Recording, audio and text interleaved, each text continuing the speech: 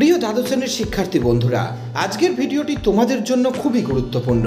আজকের এই ভিডিওটিতে তুলে ধরা হয়েছে তোমাদের বাংলা সম্পূর্ণ সাজেশন। এই সাজেশনটি যদি তোমরা সঠিকভাবে অধ্যয়ন করতে পারো, আমি তোমাদের বলছি অল্প প্রশ্ন পড়েই তোমরা সমস্ত বড় প্রশ্নের উত্তর তোমরা তোমাদের পরীক্ষায় করে আসতে পারবে। তাই দেরি না করে চলো শুরু করছি আজকের এই ভিডিওটি।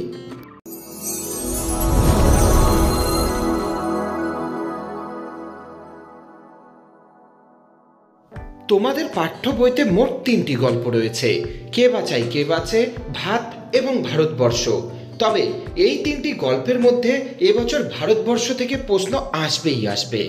প্রথম প্রশ্ন, সেই সময় এলো এক বুড়ির সম্পর্কে যে বর্ণনা লেখক দিয়েছেন তা নিজের ভাষায় লেখো। দ্বিতীয় প্রশ্ন, বচসা বেড়ে গেল, প্রসঙ্গ উল্লেখ করে বচসার কারণ আলোচনা করো।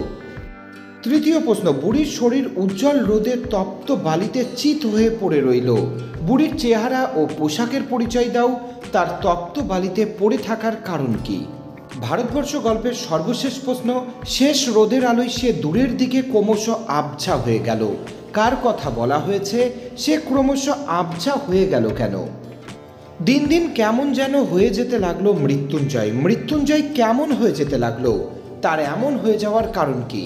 প্রশ্নটি ঘুরিয়ে আসতে পারে, মৃত্যুঞ্জয়ের বাড়ির অবস্থা শোচনীয়, মৃত্যুঞ্জয়কে তার বাড়ির অবস্থা শোচনীয় কেন? শোচনীয় এই অবস্থার পরিচয় দাও।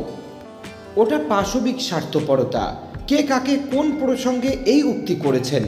ঊর্ধ্বিত অংশের তাৎপর্য লেখো। গল্পের সর্বশেষ প্রশ্নটি, এ অপরাধের প্রায়শ্চিত্ত কি? কে কোন অপরাধের প্রায়শ্চিত্তের কথা বলেছেন? বক্তা নিজেকে অপরাধী মনে করেছেন কেন?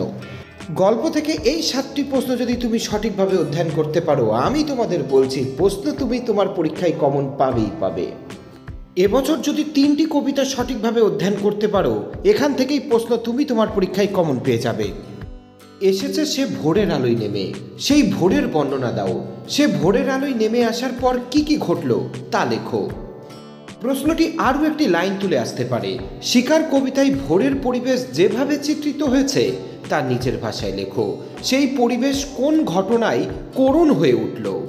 আরও একটি লাইন তুলে প্রশ্নটি আসতে পারে, এই ভোরের জন্য অপেক্ষা করছিল, কে অপেক্ষা করছিল, তার পরিণতি কি হয়েছিল? দ্বিতীয় প্রশ্ন, আগুন জ্বলল আবার, কবিতায় আবার শব্দটির ব্যবহারের তাৎপর্য কি? আবার আগুন জ্বলল কেন? এই ঘটনা কিসের ইঙ্গিত দেয়? তৃতীয় প্রশ্ন, সে কখনো করে না বঞ্চনা, কে কখনো বঞ্চনা করে না? কবি কিভাবে এই উপলব্ধিতে পৌঁছেছেন? প্রশ্নটি গুরুত্বপূর্ণ। পরের প্রশ্নটি, মৃত্যুতে সকল দেনা শোধ করে দিতে, বক্তাকে মৃত্যুতে সকল দেনা বলতে কি বোঝানো হয়েছে? সে দেনা কিভাবে শোধ করতে চেয়েছিলেন কবি? রূপনারায়ণের কুলে জেগে উঠিলাম, কে জেগে উঠলেন? জেগে ওঠার আসল অর্থ কবিতাটির মধ্যে কিভাবে প্রকাশিত হয়েছে তা বুঝিয়ে দাও। চলে যাচ্ছি কবিতার সর্বশেষ প্রশ্নে, আমি তা পারি না, কবি কি পারেন না? যা পারি কেবল, কবি কি পারেন? প্রশ্নটি গুরুত্বপূর্ণ, প্রশ্নটি ঘুরিয়ে আসতে পারে। ক্রন্দনরতা জননীর পাশে কবিতায় কবি জননীকে ক্রন্দনরতা বলেছেন কেন? এই পরিস্থিতিতে কবি কি করা উচিত বলে মনে করেছেন? কবিতা থেকে যে 6টি প্রশ্ন বলা হলো তার মধ্যে 1, 3 এবং 6 এই 3টি প্রশ্ন সঠিকভাবে অধ্যয়ন করো, একটি প্রশ্ন তুমি তোমার পরীক্ষায় কমন পাবে। এবার চলে যাচ্ছি নাটক অংশে। তোমাদের মোট 2টি নাটক রয়েছে, বিভাব এবং নানা রঙের দিন। বিভাব থেকে যদি তুমি মাত্র 5টি প্রশ্ন পড়ো, নাটক থেকে প্রশ্ন কমন পাবে। প্রথম প্রশ্ন, আমাদের মনে হয় এর নাম দেওয়া উচিত অভাব নাটক। অভাবের চিত্র কিভাবে বিভাব নাটকে প্রকাশ পেয়েছে তা লেখো। প্রশ্নটি গুরুত্বপূর্ণ। দ্বিতীয় প্রশ্ন, বিভাব কথাটির সাধারণ অর্থ কী? বিভাব নাটকটির নামকরণ কতখানি তাৎপর্যপূর্ণ তা আলোচনা করো। অনেক ভেবেচিন্তে আমরা একটি প্যাচ বের করেছি, বক্তাকে ভেবেচিন্তে কি প্যাচ বের করা হয়েছিল? সেই প্যাচের বুদ্ধিটা কিভাবে এসেছিল? প্রশ্নটি ঘুরিয়ে আসতে পারে, বুদ্ধিটা কি করে এলো তা বলি।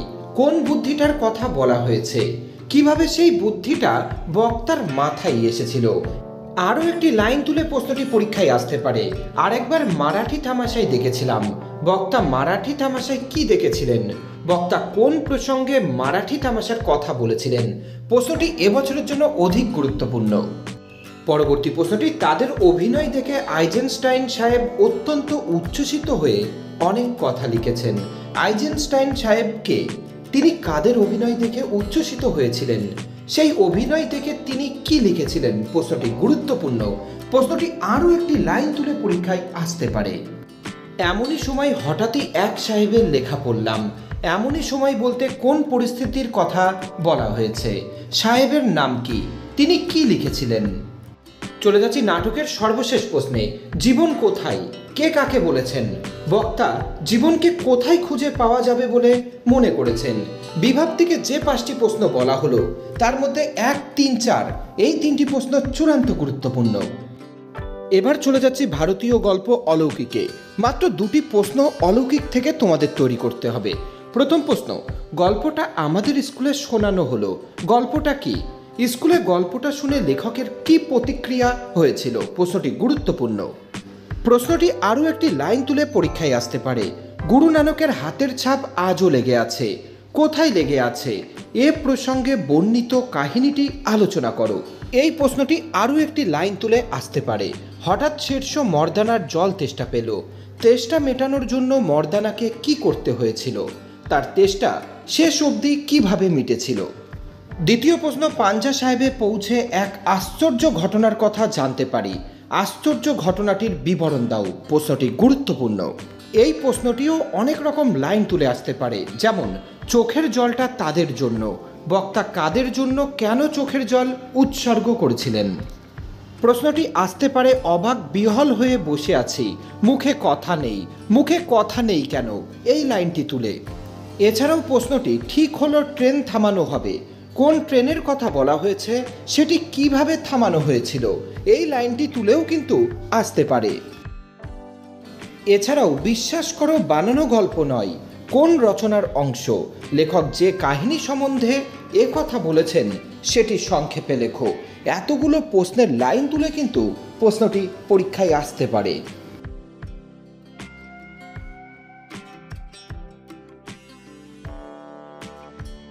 প্রথম প্রশ্ন, নতুন ছাতি মাথায় দিয়ে মহাফুর্তিতে বাড়ির দিকে সে চলল।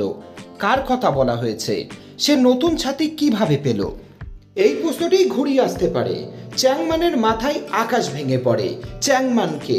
কেন তার মাথায় আকাশ ভেঙে পড়েছিল?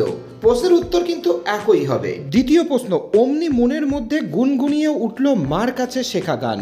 মার কাছে শেখা গানটি কি? কোন প্রসঙ্গে এই উক্তি করেছেন লেখক? জেলখানাটা পাহাড়ের 3 তলার সমান একটা হাঁটুর ওপর। কোন জেলখানা? সেখানে সাধারণ কয়েদিদের ওপর কি রকম অত্যাচার করা হতো? পরবর্তী প্রশ্নটি, এত ফসল, এত প্রাচুর্য, তবুও কিন্তু মানুষগুলোর দিকে তাকালে মনে হয় জীবনে তাদের শান্তি নেই। মানুষগুলোর জীবনযাত্রার পরিচয় দাও। তাদের জীবনে শান্তি নেই কেন? বিশ্বাস করো বানানো গল্প নয়, কোন রচনার অংশ? লেখক যে কাহিনী সম্বন্ধে এ কথা বলেছেন সেটি সংক্ষেপে লেখো। পরবর্তী প্রশ্নটি, মেঘের গায়ে জেলখানার রচনা অবলম্বনে সাধুচরণ ও মুস্তাফার জীবন কাহিনী বর্ণনা করো। প্রশ্নটি গুরুত্বপূর্ণ। পরের প্রশ্ন ছিল জোরদার আর তালুকদারদের নিরঙ্কুশ শাসন। শাসন সম্পর্কে লেখক কি জানিয়েছেন? পরবর্তী প্রশ্ন, হঠাৎ একদিন ক্ষেপে উঠল কলের কলকাতা। কলকাতার ক্ষেপে ওঠা বলতে কি বোঝানো হয়েছে? কলকাতার ক্ষেপে ওঠার ফল কি হয়েছিল? প্রশ্নটি গুরুত্বপূর্ণ। তোমরা হাত বাড়াও, তাকে সাহায্য করো। লেখক কাকে, কিভাবে, কেন সাহায্য করতে বলেছেন? পরবর্তী প্রশ্নটি, আর এক রকম প্রথা আছে, নানকার প্রথা।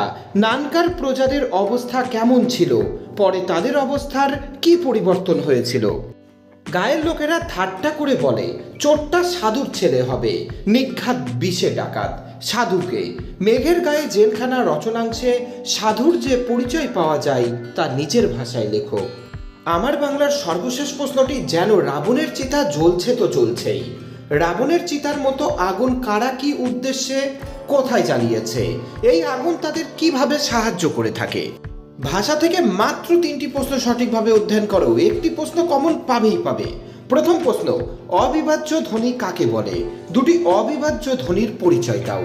দ্বিতীয় প্রশ্ন, শব্দার্থের উপাদানমূলক তত্ত্বটি উদাহরণ সহ ব্যাখ্যা করো। তৃতীয় প্রশ্ন, ফলিত ভাষাবিজ্ঞানের বিভিন্ন শাখাগুলি উল্লেখ করে যে কোনো একটি শাখার আলোচনা করো।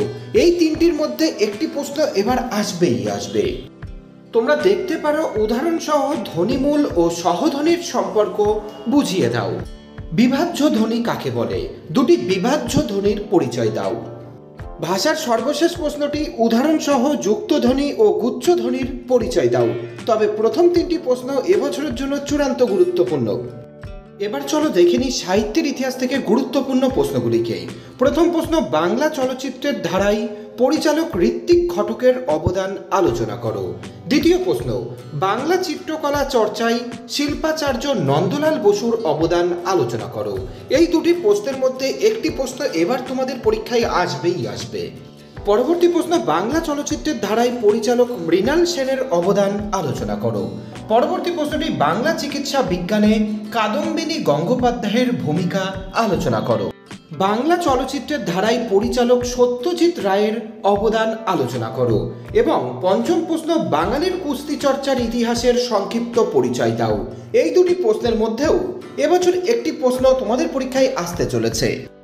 বাংলা চিত্রকলার ইতিহাসে অবনীন্দ্রনাথ ঠাকুরের অবদান আলোচনা করো। পরবর্তী প্রশ্ন, বাঙালির বিজ্ঞান ভাবনা ও বিজ্ঞান চর্চার ইতিহাসে জোড়াসাঁকো ঠাকুরবাড়ির অবদান আলোচনা করো।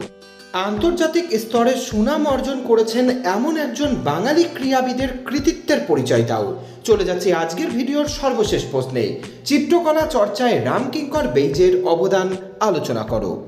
সময় একদমই নষ্ট না করে প্রশ্নগুলিকে এখন থেকেই সঠিকভাবে অধ্যয়ন করো। আমি তোমাদের বলছি, বাংলা পরীক্ষা তোমাদের ভালো হবেই হবে।